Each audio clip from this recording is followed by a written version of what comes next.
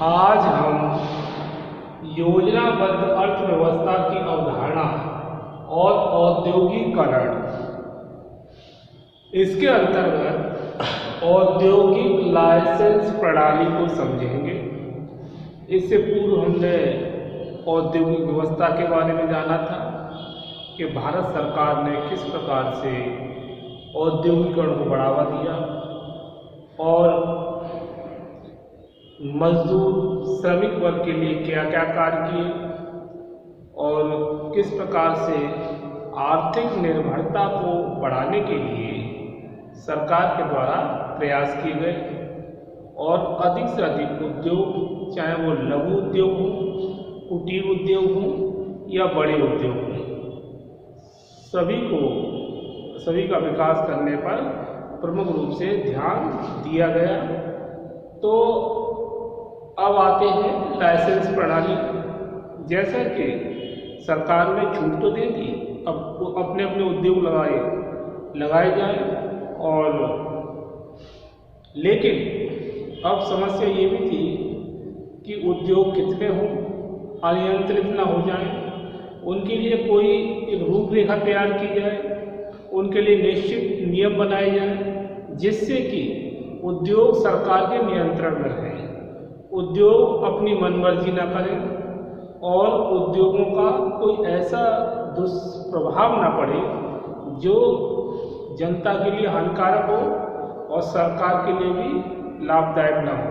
तो इसी अंतर्गत इसी बात को ध्यान में रखते हुए सरकार ने यह डिसीजन लिया कि इनके लिए लाइसेंस प्रणाली डेवलप की जाए और जिससे कि उद्योगों की जांच भी हो सके कि उद्योग किसका उद्योग लगा हुआ है, क्या वह जायज़ है जो वस्तु उत्पादित की जा रही है। यदि कोई उद्योग किसी अवैध चीज़ का निर्माण कर रहा है तो उस पर प्रतिबंध भी लगाया जा सकता है। इसी उद्देश्य को ध्यान में रखते हुए सरकार ने लाइसेंस व्यवस्था की और जो भी उद्योग लगाएंगे वो सरकार के द्वारा अनुमति पत्र प्राप्त करेंगे, जिससे कि सरकार की निगाह में ये रहेगा कि कौन सा उद्योग किस प्रकार की वस्तु का उत्पादन कर रहा है। तो इसी के क्रम में औद्योगिक लाइसेंस प्रणाली के बारे में समझेंगे। औद्योगिक अधिनियम 1951 लागू होने के लगभग 10 वर्ष बाद यह महसूस किया गया कि यह अधिनियम अपने उद्देश्य में पूर्णतया सफल नहीं हुआ है। मतलब 1951 अधिनियम जब लागू किया गया तो बहुत सारी उसमें कमियां थी, लेकिन 1952 अधिनियम के बाद लंबे समय 10 वर्ष बाद ये महसूस किया जाता है कि यह अधिनियम अपने उद्देश्यों को पूर्णतः प्राप्त करने में सफल नहीं हुआ है। तो 1966 ईस्वी में इस बात की जांच करने के लिए प्रोफेसर R.K. हजारी को नियुक्त किया गया, जिन्होंने रिपोर्ट प्रस्तुत की और रिपोर्ट प्रस्तुत की उसमें उन्होंने बताया कि जो औद्योगिक लाइसेंस प्रणाली 1951 में जो अधिनियम बनाया गया उसमें बहुत सारी खामियां थी और उसको हम और देखेंगे।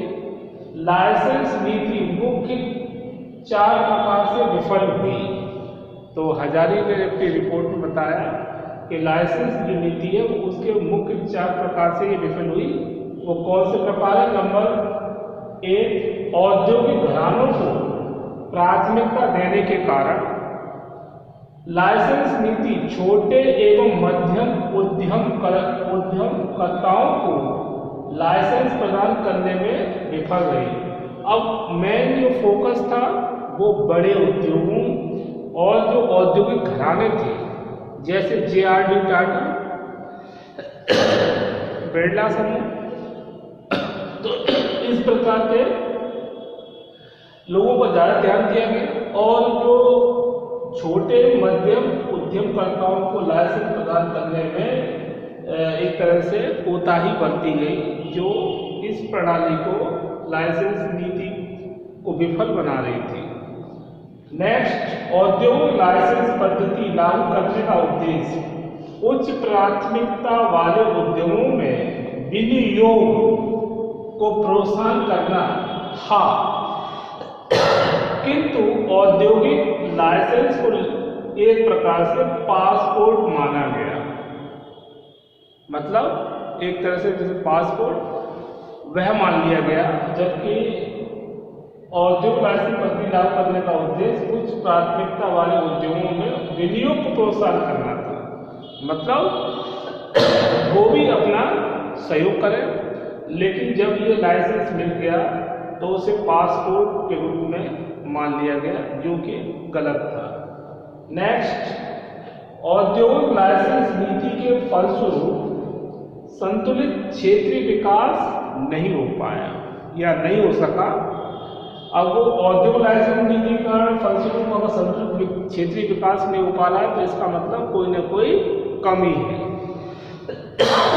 या तो लाइसेंस का दुरुपयोग हो रहा है और क्षेत्रीय विकास नहीं, तो उद्योगों का लाभ क्या, तो इस बात पर भी ध्यान दिया गया। बाद में लाइसेंस प्रदान करने के पश्चात लाइसेंस विभाग ने इस बात का ध्यान नहीं रखा कि क्या जारी किए गए लाइसेंसों का प्रयोग भी किया गया है, मतलब जो जारी किए गए लाइसेंस क्या उनका प्रयोग किया गया है कि नहीं किया गया है, या वो मतलब सिर्फ नाम मात्र के लाइसेंस ले लिए गए हैं। तो लाइसेंस प्रदान करने के पश्चात लाइसेंस विभाग ने इस बात का भी ध्यान नहीं रखा कि लाइसेंस जारी जो किए गए हैं लाइसेंसों का प्रयोग हो रहा है कि नहीं।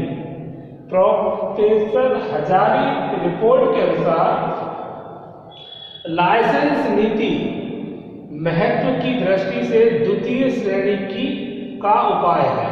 तो हजारी रिपोर्ट में ये प्रस्तुत किया कि जो लाइसेंस नीति है वो महत्व की दृष्टि से द्वितीय श्रेणी का उपाय बताया उन्होंने। इसके बाद लाइसेंस नीति पर दत्त समिति की रिपोर्ट, एक जब ये देखा कि लाइसेंस जो हजारी ने रिपोर्ट प्रस्तुत की, तो फिर इसके बाद दत्त समिति को लाइसेंस से संबंधित बातों पर उनकी जांच पड़ताल कर उसकी रिपोर्ट बनाकर पेश करने के लिए कहा गया।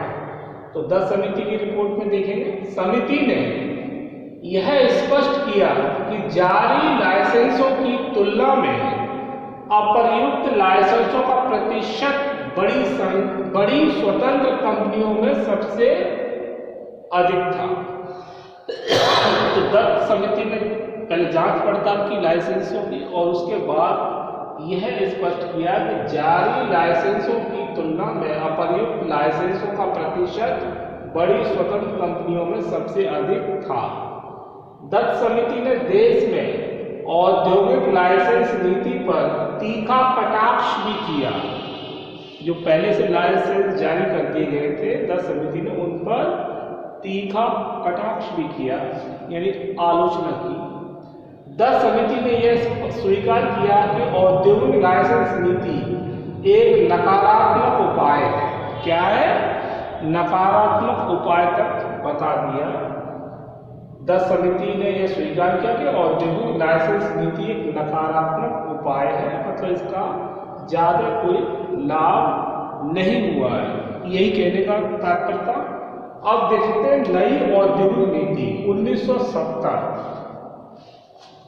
18 फरवरी 1970 की भारत सरकार ने नई औद्योगिक नीति की घोषणा करके दत्त समिति की बहुत सी सिफारिशों को स्वीकार कर लिया। मतलब सरकार ने माना कि दत्त समिति जो रिपोर्ट प्रस्तुत कर रही है उसकी बहुत सी बातें सही है और उनकी जो सिफारिशें थी उनको स्वीकार सरकार ने कर लिया। सरकार ने दत्त समिति की सिफारिशों को मानते हुए आंतरिक उद्योगों की सूची तैयार करवाई और दत्त समिति द्वारा प्रस्तावित साझे क्षेत्र यानी ज्वाइंट सेक्टर, साझे क्षेत्र का मतलब ज्वाइंट सेक्टर की धारणा को भी सिद्धांत रूप में धारण किया। अब देखते हैं छूट की सीमा। अब छूट की सीमा क्या थी? लाइसेंस की छूट की सीमा 25 लाख से बढ़ाकर 1 करोड़ रुपए कर दी गई उस समय 1970 में।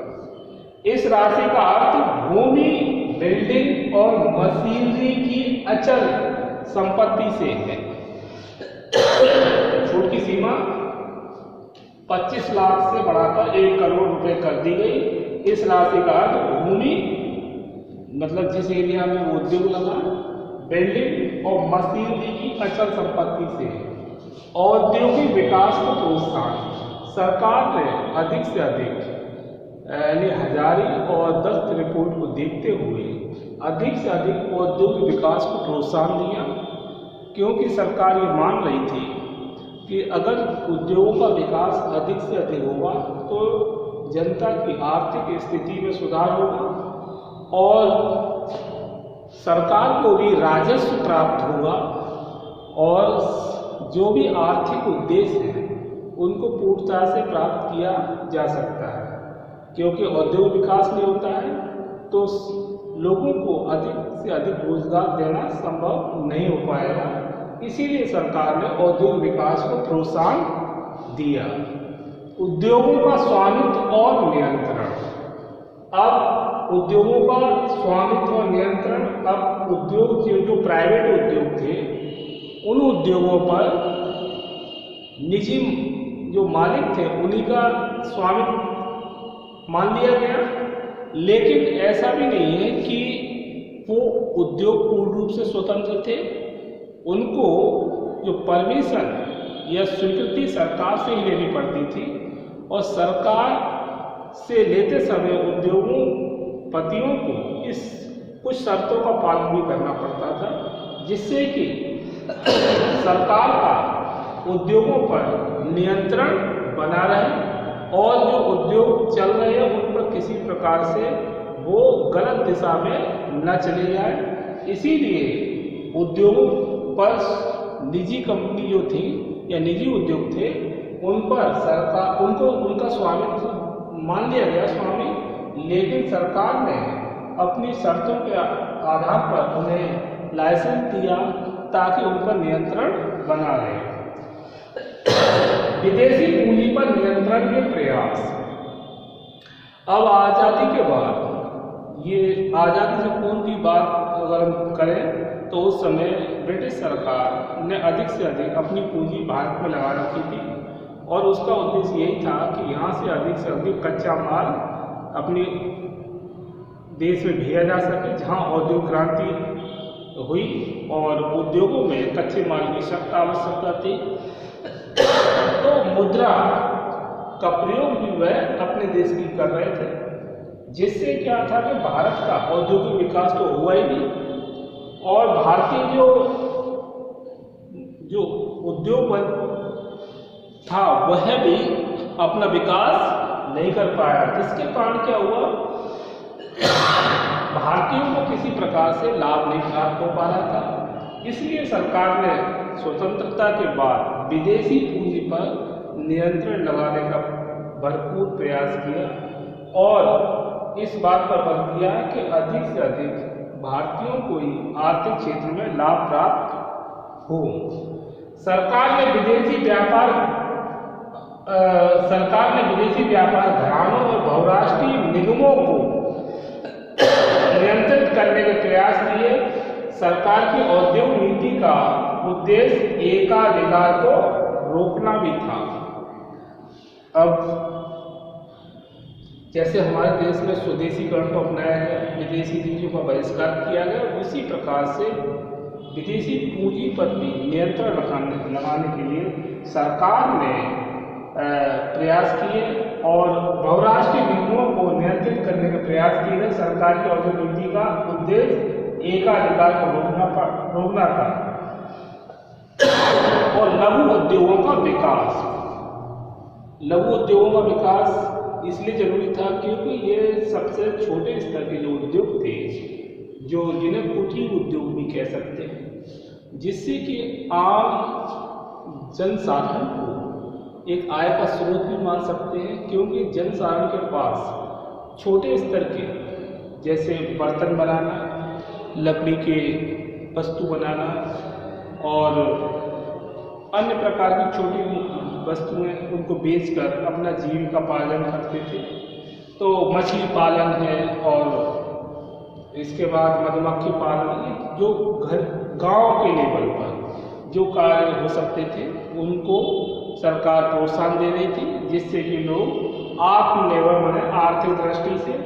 तो आज हमने इस वीडियो में योजनाबद्ध अर्थव्यवस्था की अवधारणा और औद्योगिकरण के अंतर्गत औद्योगिक लाइसेंस प्रणाली को विस्तार से जाना और उसमें क्या कमियां नहीं थी और हजारी रिपोर्ट और दत्त समिति की रिपोर्ट का क्या लाभ हुआ, नई औद्योगिक नीति 1970 का क्या प्रारूप था और छूट की सीमा क्या रखी गई थी, औद्योगिक विकास को प्रोत्साहन दिया गया, औद्योगिक उद्योगों का स्वामित्व और नियंत्रण में क्या व्यवस्था थी, विदेशी पूंजी पर नियंत्रण के प्रयास के क्या उद्देश्य रहे और लघु उद्योगों का विकास क्यों किया गया, क्यों इसकी आवश्यकता पड़ी, इसको हमने जाना।